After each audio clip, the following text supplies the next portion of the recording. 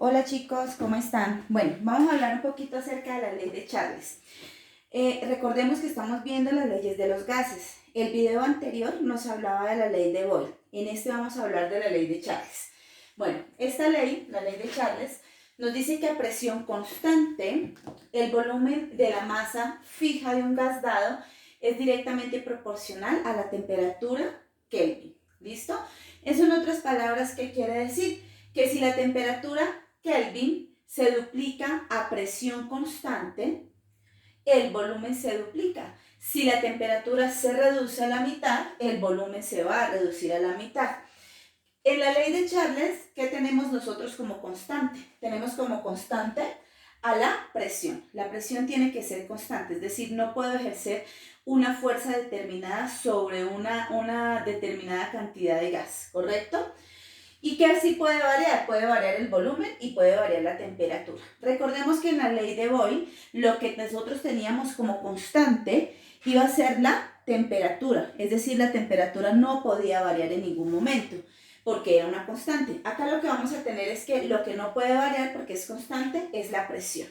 ¿Listo? Entonces tenemos que volumen y temperatura cuando la presión es una constante. Tenemos entonces nuestra fórmula. Volumen 1, temperatura 1, volumen 2, temperatura 2. ¿Listo? Entonces, volumen por temperatura 2 multiplicamos en cruz para obtener la fórmula. Volumen 2 por temperatura 1. Y acá la tenemos. Acá es importante decir que cuando yo someto a calentamiento un gas, el volumen va a aumentar. ¿Listo?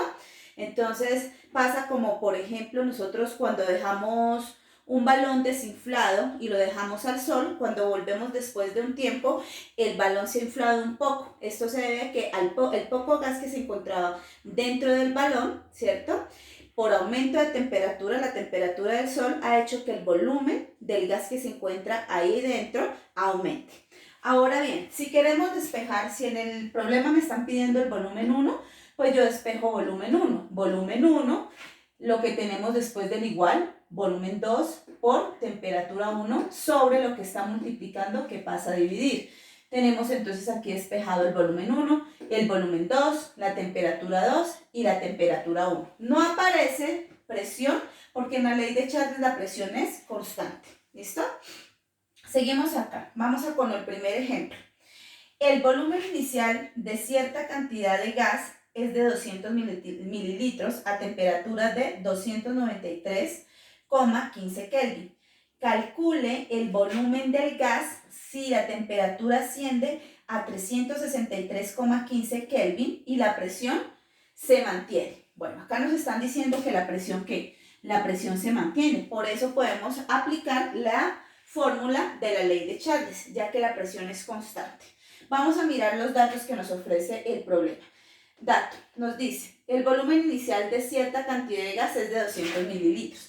Por lo tanto, yo lo coloco acá como volumen 1, 200 mililitros. A temperatura de 293,15 Kelvin. Entonces, acá tenemos el segundo dato que vendría siendo la temperatura 1. Volumen 2. Entonces dice, calcule el volumen del gas. Es decir, que este es mi ¿qué? Mi interrogante o mi incógnita, por eso le colocamos acá un signo de interrogación. Si la temperatura asciende a 363,15 Kelvin, entonces este dato vendría siendo para la temperatura 2. Y la presión se mantiene, entonces nuevamente decimos la presión es una constante. Como me están pidiendo el volumen 2, pues directamente me voy acá al despeje que ya hemos hecho previamente teniendo en cuenta la ecuación de Charles. Entonces vamos a tomar el que me despeja el volumen 2, es decir, que vendría siendo este que estamos acá colocando en la nubecita. Entonces tomamos el volumen 2 que es igual al volumen 1 por la temperatura 2 sobre la temperatura 1.